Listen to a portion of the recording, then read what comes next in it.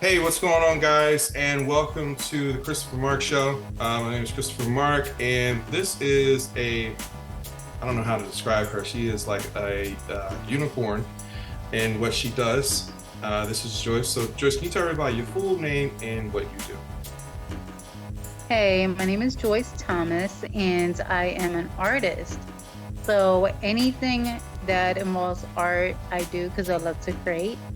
I paint, I sculpt, I draw a little bit. I do a lot of jewelry making. So pretty much anything that you want that involves creating, I'm your girl. So let me ask you this: like, what got you into it? Like, was you like, hey, you saw like this rock, and then you start putting rocks together? Like, how did this work? How did you start with jewelry? Well, with jewelry, that just came in the process of my creativity. Before jewelry, it was just, card making. I would make a lot of cards and the drawing. So I started engaging in art at a very young age in like elementary school. And I remember my first grade teacher actually telling my parents, I want to say it was like a turtle that I drew. And she's like telling my parents, your daughter has a lot of artistic skills. She's very talented. And I still remember that was in the first grade. And ever since I kind of like, dabbled in it here and there. And several years ago, maybe like over a decade ago, I once was in a relationship that was very toxic. And during that relationship, I actually took my artistic skills and I started engaging back into creating. And it was mostly cards and drawing and things of that nature. And even repurposing stuff. Like I've repurposed boxes and things of that nature. And it was my way of getting out of that domestic violence, like getting my mind mentally removing myself from it, even though I was physically still going through it. So I was trying to find peace and serenity from it. And from that emerged Green Creations. So I called it Green Creations, and it was just my way to get away. And then when I did physically finally get me and my child out of that situation, and I moved back home, and I kind of still engaged in art in some ways. I still continue to make cards and things of that nature, just as not as often. I was trying to just take care of my son, and it was just me and my son being a single mother. And as I continue to move on with my son, I found myself engaging more and more in it, and then Arts of Herarts reemerged, and I rebirthed the company under Arts of Herarts. So the rebirth of Arts of Herarts is mainly to support my child. First and foremost, he has special needs, so he has a lot going on as far as medically. He has, epilepsy, seizures came from hydrocephalus, and he's cortically visually impaired. He has developmental delays, intellectual disabilities, mental delays. He don't talk, he don't walk. It's pretty much like dealing with a 2-year-old. And being a stay-at-home mother and having to pretty much watch him, because where I live, I can't really put him in school at this point. The school system hasn't really been helpful to me. So I have to stay at home with him and find a way to create income. So I have been at home creating income, and that emerged my jewelry line.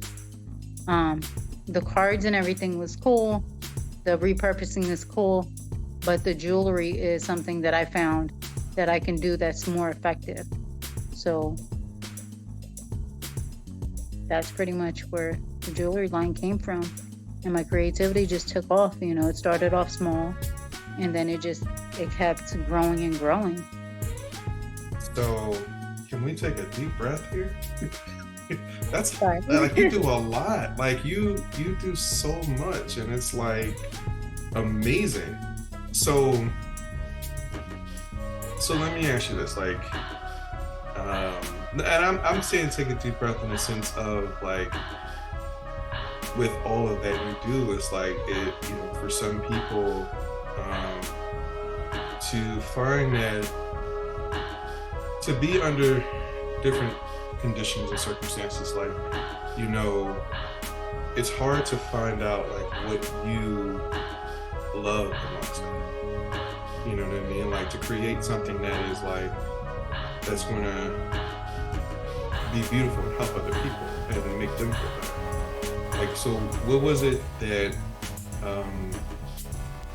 like that sparked anything? Like, was it that, like, was it a moment for you? Was it a particular moment where it was like, hey, I'm, you know, I don't know, maybe taking a shower or something like that, and you're just like, aha, this is going to be that thing that like I'm going to start doing to make myself feel better. Just art and all has always put me at a mind, like at a state of mind where I'm in peace. Mm-hmm. Just creating in general has always put me in a state of peace. I've always struggled with issues growing up. I struggled dealing with certain situations, so I had to escape, and my escape has always been art and creating. So I wouldn't say so much more. I don't know if it was more of a moment. I know I've been told by a friend of mine before that I should engage in maybe making jewelry. I remember when I had moved back home, my friend, her name is Vishali, a great friend of mine that I've known since I was like in high school. She knows that I'm very creative, and she's like, maybe you should try making jewelry. That would be good. So that whole scene replayed in my mind, and I'm like, you know what? Maybe I might just try to make some jewelry. So at that point, I'm like, let me try my hand at jewelry. I've always been interested in it. I always told myself I'm going to do it. I never did it. Let me start, and I started, and I seen some sales, and I seen interest in that, and people had interest in it. So it just continued to grow from there. So, so let me ask you, at what point, like, I know, like, maybe, let's say, for example, like, you know how, like, maybe in high school, was there that moment where you started, like, saying, hey, I love art? Like, was it, like, you were bored in class and you started having that journal that you started to doodle with? Was that it? Or when did the artsy version of you was born? It's always been, I think it's always been there. When my teacher told my parents that she acknowledged my artistic skills, at that point, it awakened something inside of me.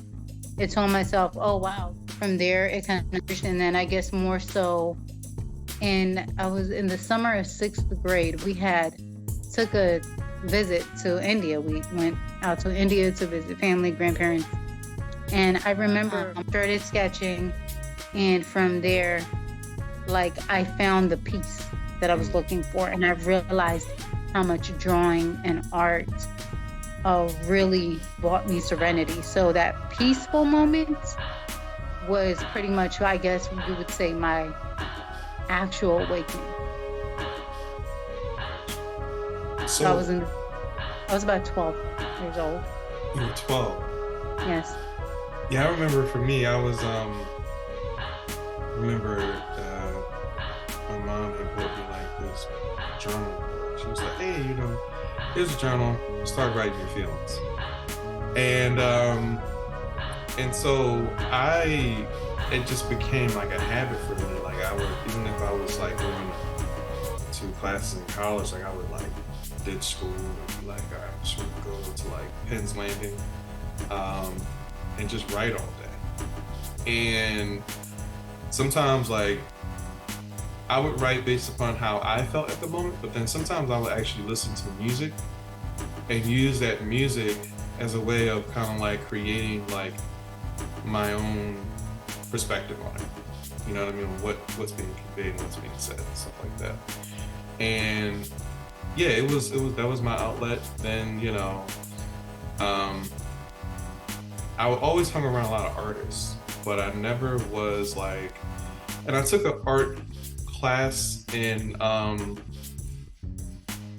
college, but it was the drawing, I couldn't get it. I sucked at it. I ain't gonna lie to you. I sucked at it. But I was good at painting. Interesting. Interesting, right? Yeah, because usually there's a drawing process to get to the painting process, because we sketch on the actual canvas before we paint it. So how did that exactly? So, all right. Yeah. So I felt like I was good. Like, me personally, forget the teacher. Me personally, as an artist, I felt like I was great. I felt like I was like, yeah, look at me, Van Gogh in it, right? I felt like that's what it was. But then he was just like, oh no, your lines are not straight enough, this, that, and the third. But then I was looking at everyone else's and I'm like, what do you mean? I'm like, everyone else is like, they're pretty basic or whatever. So then I just dropped the class. I was just like, I'm not doing it. But I learned, like, you know, what I needed to learn from it. And then because I was like, I like the painting class more. And I think what it was for me was the colors. Like, that's really what did it for me. The fact that you could be like, you could create any type of painting, or, you know, or you can draw it and like, you know, just understanding like how to bring it to life.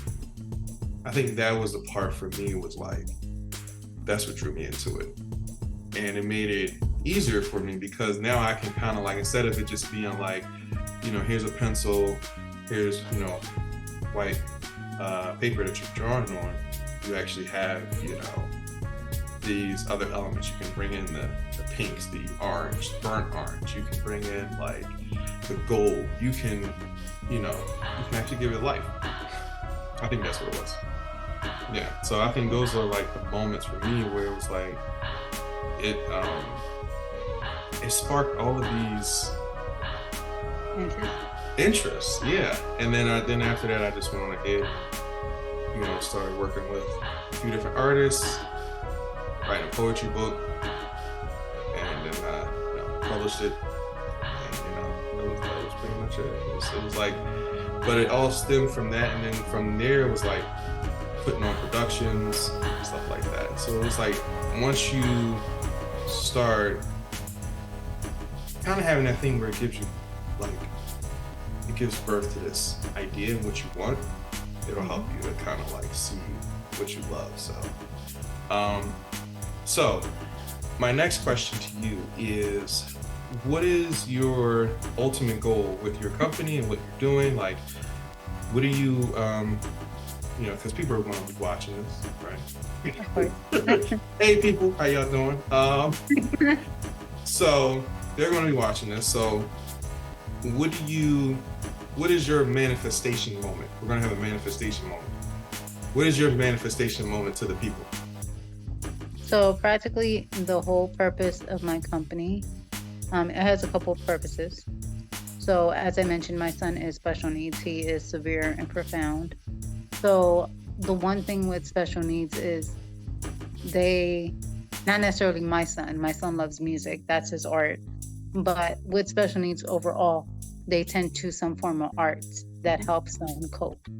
And so art therapy is huge. And, you know, some people may not know that, but it's a serious thing. It's a real thing.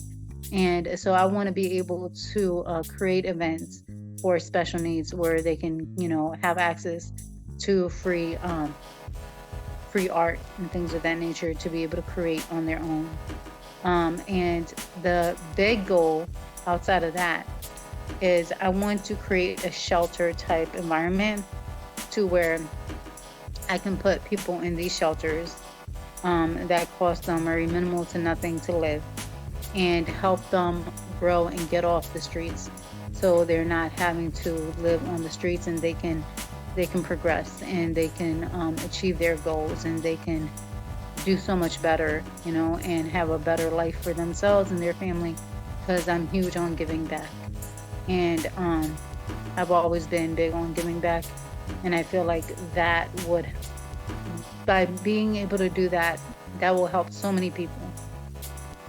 And I would love to see less people on the streets, more people in homes, more people with jobs, more people being able to feed their family, because no person should ever be homeless or starving. No, I've actually, you're right, and I've interviewed a lot of people who are homeless,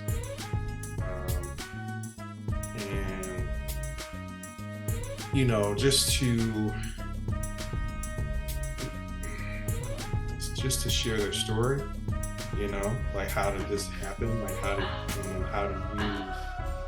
what do you need help with? Like how can you help? You know? And I think that you're right. Like it's,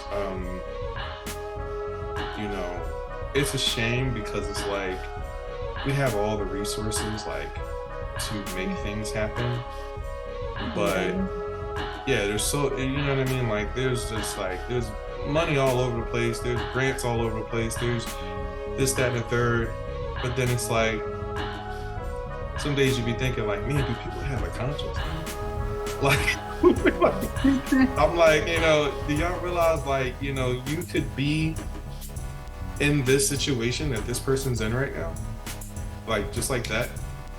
And I think a lot of people don't think about that, because I think a lot of people I mean, there's a lot of good people in the world that do help, but there's also a lot of people that become millionaires and billionaires, or like they just have all the money in the world and they just become greedy with it, you know, and they don't want to, you know, they feel like, oh, I worked hard for this, so why should I have to give?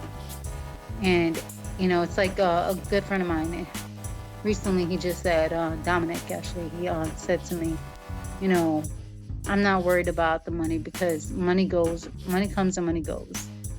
And like you said, you know, you just said we can be in that same predicament in a snap of a finger. Yeah. So money comes and money goes.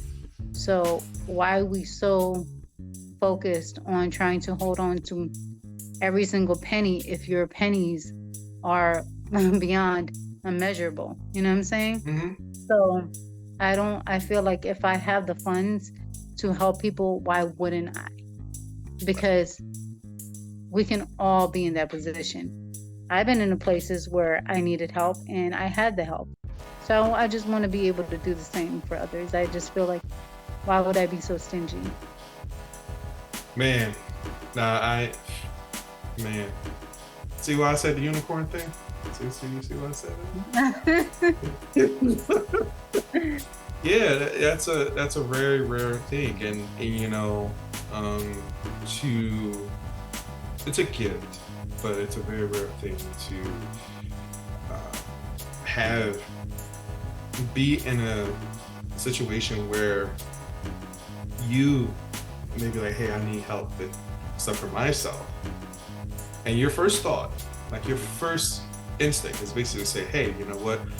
Okay, now once I have help for myself and I can like take care of my basic needs and to be able to do what I need to do, I'm going to take everything I have and I'm going to help other people. Most people don't do that.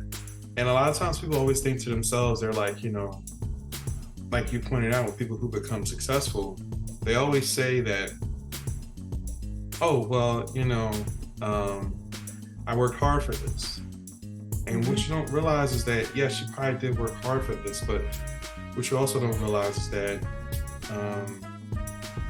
you know, this was taken from someone, right? Like when you look at people who are homeless, when you look at people who are deprived, people who are struggling all over the world, you have to realize that, like, there's things that they don't have. And now those things are have because so that you can have what you have. Like, and I remember I gave this example to somebody. I was like, I said, a homeless man and a rich man are equal. And a person they was like, what are you talking about? What are you saying? And I said, well, listen, let me explain something to you. I said, one, like, you can look at a person who doesn't have anything, but when you talk to them, you realize really quickly that they have peace with them. They don't have to worry about a lot of things, even though they don't want to be in their situation. Some people don't, but then I've met people where they're like, I'm all right. But then you have the person who's rich and they're miserable. They have to stress about this, that, and the third, and it's really just because they didn't take that time to, give back to other people. So, but to be honest with you, I really admire you for what your manifestation moment and what you're getting ready to do. I appreciate that. I also look back into the Bible, and I always tell people, well, there's a verse in the Bible. I was just looking it up so I can quote it exactly for what it says, but I don't know what version this is, but I think it's the King James. But it does say Mark 8, verses 34 to 38, for what shall it profit a man if he gains the whole world and loses his own soul? So you can have all the money in the world, but what benefit does it do if you're so immersed in it? The love of money, because for the love of money is the root of all evil. And people get so immersed in that money, they forget that money is used to help others.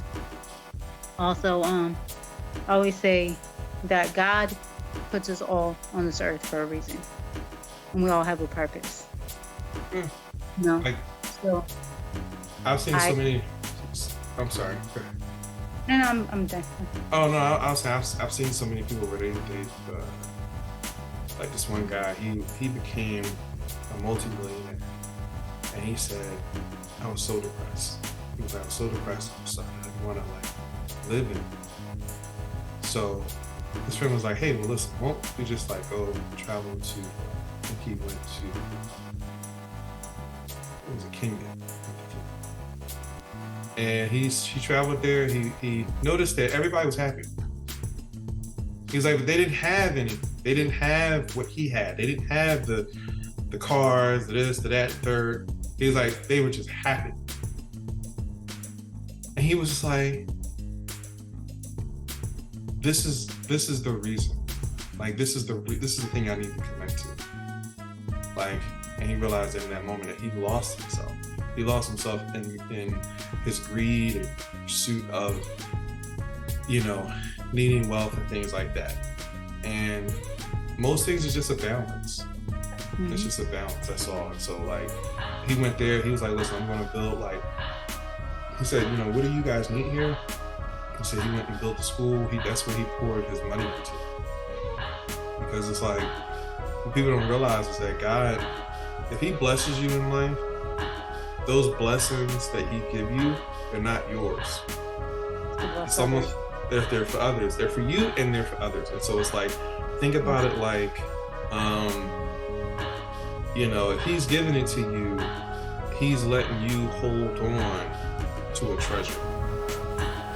But you also have to remember that that treasure is designed for you to give away. If you were, and I give this example, if you had a whole factory of food, right? And you were like, this is all mine. I'm gonna eat all this cereal. Imagine you had the factory of Walmart. Right? How they got cereal, milk, all this other stuff, and that was all yours. That was just yours. The Willy Wonka factory. Yeah, you had, everything was yours. You would just be and when people come by, hey, can I have, a loaf of bread? Can I have some peanut butter and some jelly? And they'll be you'd be like, oh no, you can't have that. That's how rich people are. They're they have all these things and they can spare it. But then it's no. But then you have people like yourself who go above and beyond to actually help other people. And, and can be in a situation where most people aren't strong enough. And being strong is hard. I'm gonna tell you, being strong is hard, but you're strong enough to create something beautiful out of the situation. And I think that's the most amazing thing about what you do. So So I think for me, not to cut you off, no, take your time. Okay. I think for me, the place of wanting to give so bad. So, of course, we see poverty in America. We see people in the streets. It wasn't until I started visiting India. I went to India 3 times in my entire life. And I remember walking outside of the airport and seeing people literally like nothing else. Like America, compared to America, this was on a whole different level. Back to back, touching each other. Back to back to back to back on both sides of the wall, sleeping right outside the airport. People there, it's so much poverty there at the times that I went. And people with missing limbs just on the streets, nowhere to go. Poor children stealing like bananas and stuff just to eat because they're starving. And I remember that movie Slumdog Millionaire that came out. That has so much realism in it when it shows the poverty in India.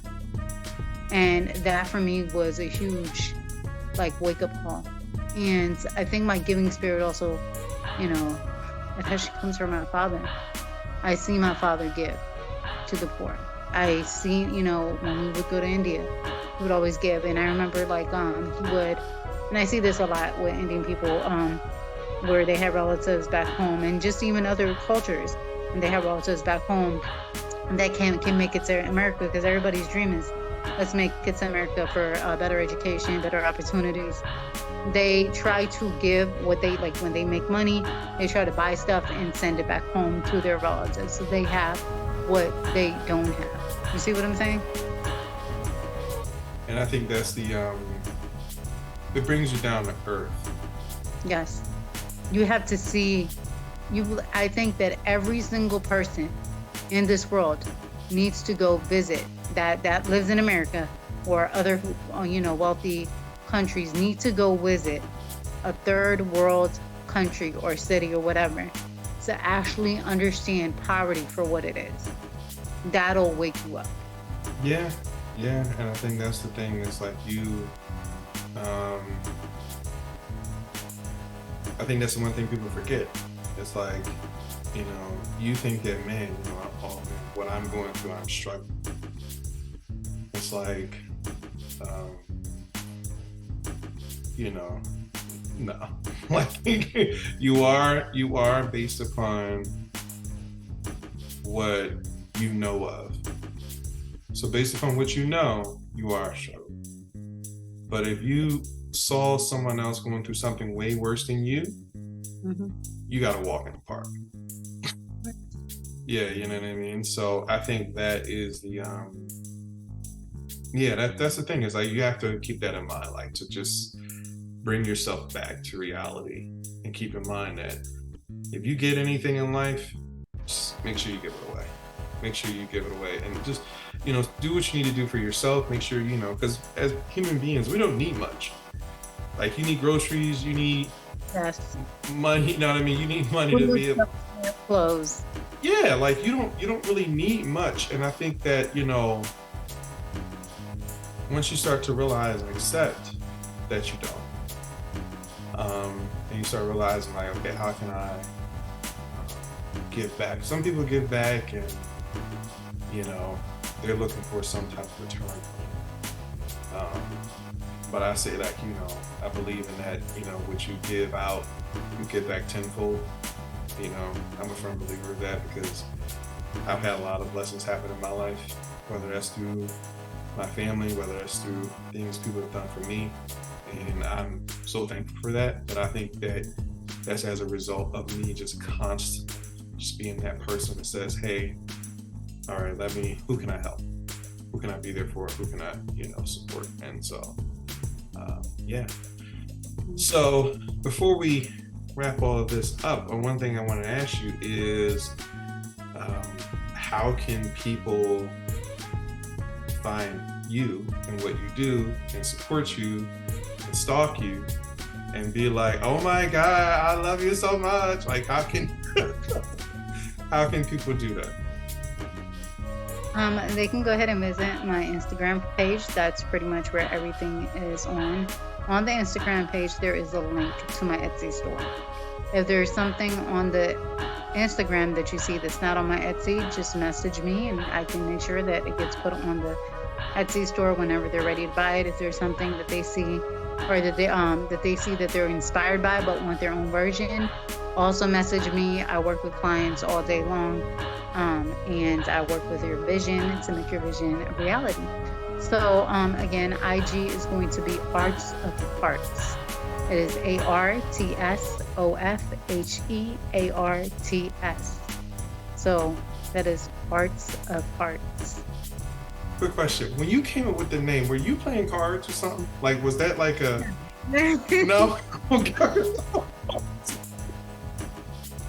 No. I have to ask, I always wanted to ask you this because I was like, Arts of Herarts. I'm like, man, this sounds like one of them, like, you know, like a royal flush. You know what I mean? Like, I'm like, yeah, you got the Arts of Herarts. Like, you know what I mean? But I was, you know, you're not a card player. Oh, I am a card player. But You are? I love me some spades. It's spades all day. But See, I knew it, man. I knew it. I had a feeling. I had a feeling. Yeah, guys. So you want to go and check out Joyce and what she does. She's also a part of our community here at Dreamer Society, and so you can check her out as well. She has a profile. So I'll have, when you go to her profile, you can connect to her, check out her Instagram, find her, follow her, support her in her journey of manifestation and what she does, and, you know, sharing her beauty with the world. All right.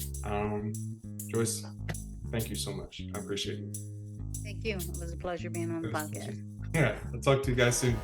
Peace. Yeah.